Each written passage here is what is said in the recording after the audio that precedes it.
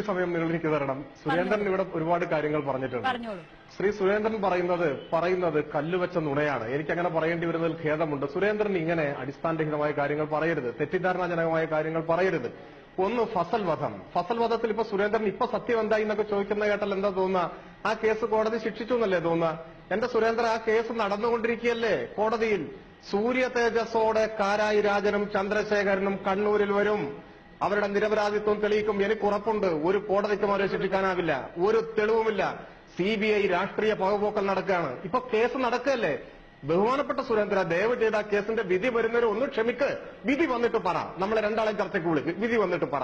എനിക്ക് നല്ല ബോധ്യമുണ്ട്. ആ കേസ് ഞാൻ പഠിച്ചിട്ടുണ്ട്. ആ കേസിൽ ഒരു തെളിവില്ല. പറയട്ടെ കേസിന്റെ വിധി പറയട്ടെ. സുരേന്ദ്ര, അങ്ങനെ ഇടപെടല്ലേ പ്ലീസ്, ദയവായിട്ട് ഇടപെടല്ലേ. ഞാൻ ഒന്നും പറഞ്ഞിട്ടില്ലല്ലോ. ഞാൻ നിങ്ങൾ പറഞ്ഞപ്പോ ഒന്നും പറഞ്ഞിട്ടില്ലല്ലോ. ഞാൻ കേൾക്കല്ലേ ചെയ്തേ. ആ യോജിപ്പുണ്ടായിട്ടല്ലോ. അതാണ് ഫസൽ കേസിന്റെ കഥ.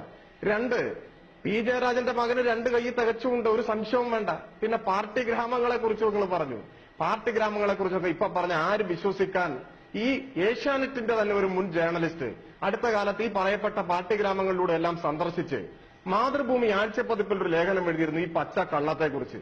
കണ്ണൂര് നമുക്കറിയാത്ത രാജ്യ ഇലക്ഷന് വോട്ട് ചെയ്യുമ്പോൾ കള്ളവോട്ടിനെ സംബന്ധിച്ച് എത്ര കാലമായി ആവർത്തിക്കുന്നു. അതിന്റെ ഭാഗമായിട്ട് ഇപ്പൊ കേന്ദ്ര സേനയല്ലേ വരുന്നത്.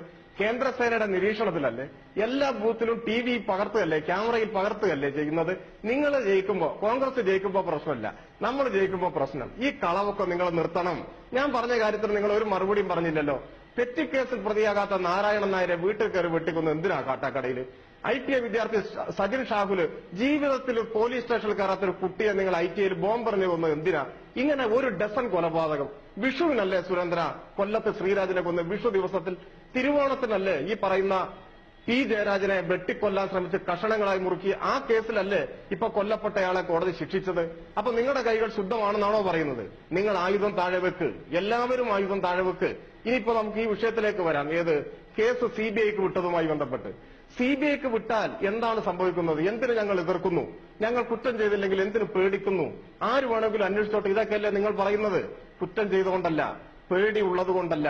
എന്താ പ്രശ്നം? CBI വന്നാലും NIA വന്നാലും രാഷ്ട്രീയ വിരോധം കൊണ്ട് വേട്ടയാടലാണ് നടക്കാൻ പോവുക. CBI എന്ന് പറഞ്ഞാൽ എന്താ സാധനം? കേന്ദ്ര ഗവൺമെന്റ് ആരാണോ ഭരിക്കുന്നത് അവരല്ലേ CBIയുടെ ഡയറക്ടറെ തീരുമാനിക്കുന്നത്. ഇതുവരെ കോൺഗ്രസ്, ഇനി നിങ്ങൾ തീരുമാനിക്കുന്ന ഒരു ഉദ്യോഗസ്ഥൻ CBI വരുന്നു. അതിന്റെ പേരിൽ ആളുകളെ ആദ്യമേ പ്രതി ചേർക്കുന്നു. അവർക്ക് വേണ്ടി തെളിവുണ്ടാക്കാൻ പീഡനം നടക്കുന്നു. UAPA ഇട്ടാൽ അനിശ്ചിതകാലത്തേക്ക് ജയിൽ പൂട്ടിയിടാം.